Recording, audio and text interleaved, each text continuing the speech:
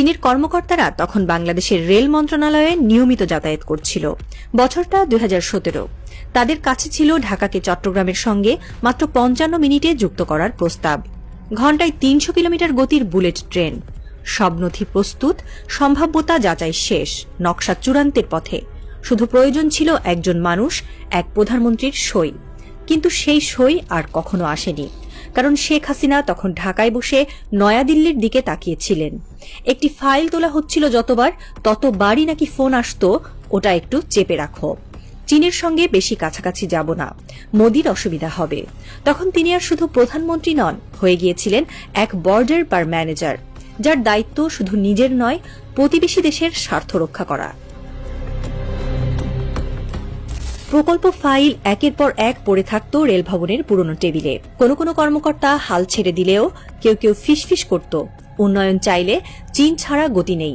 কিন্তু শেখ হাসিনা জানতেন, চীন মানেই ভারত রুষ্ট, আর মোদি তার সেই পরম বন্ধু, যে সরে গেলে হাসিনার সব দরজা বন্ধ। তাই তিনি উন্নয়নকে আটকে দিলেন, বাংলাদেশের ভবিষ্যৎকে ঠেলে দিলেন এক অদৃশ্য কারাগারে। হাসিনা হয়তো বুঝে গিয়েছিলেন, বাংলাদেশ এগিয়ে গেলে ভারত খুশি হবে না, আর ভারত খুশি না হলে তার সিংহাসন টিকবে না।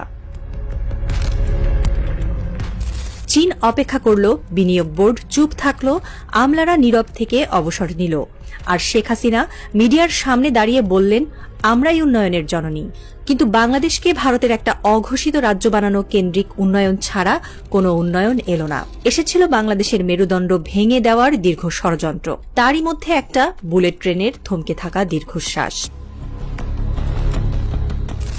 2024 ঢাকার রাজপথ গর্জে ওঠে, ছাত্র জনতা একযোগে বলে, স্বৈরাচার তুই গদি ছাড়।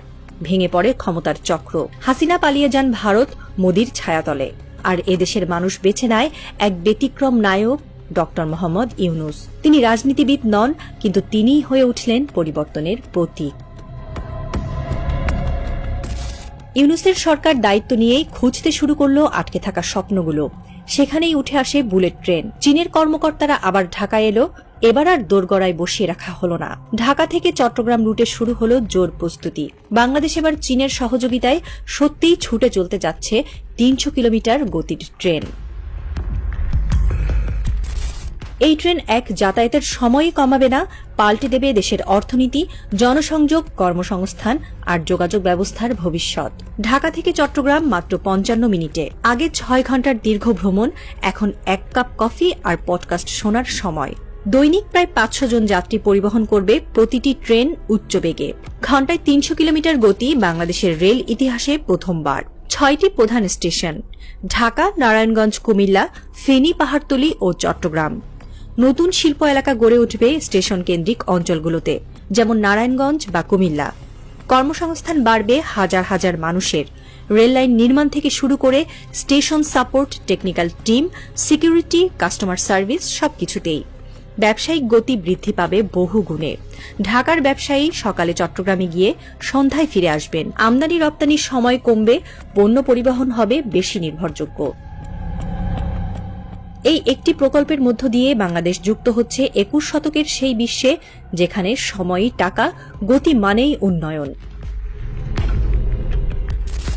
কলকাতার এক পুরনো বাড়ি, দক্ষিণের গলিতে। জানালার ফাঁক দিয়ে আসে কুয়াশা, রোদ আসে না। একটি চেয়ারে বসে আছেন এক নারী, এক সময়ের প্রধানমন্ত্রী শেখ হাসিনা। তার হাতে পুরনো কাগজের কাটা ছবি, একটাই চীন আর বাংলাদেশের পতাকা, আরেকটায় ডক্টর ইউনূস হাসছেন কোন রেল স্টেশনের উদ্বোধনী অনুষ্ঠানে। তিনি ফোঁস করে ওঠেন, ওর কপালটাই ভালো, আমি থাকলে কিছুই করতে পারত না। একসময় হুমকি দেন, আমি ফিরে আসব, কেউ আটকাতে পারবে না। তবে কণ্ঠে আগের সেই দৃঢ়তা নেই, ভেতরটা ঈর্ষায়, হতাশায় আর পরাজয়ের বিষে ধীরে ধীরে ভেঙে পড়ছে। তিনি জানেন বাংলাদেশকে আর থামানো যাবে না। এই ট্রেন একবার থামিয়েছিলেন, দ্বিতীয়বার এই সুযোগ আর কখনো দেবে না বাংলাদেশের মানুষ।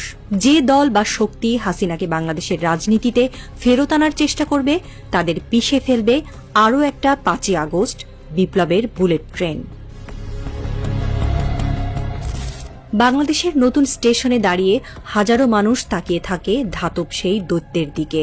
ট্রেন ছুটে চলে 300 কিলোমিটার গতিতে।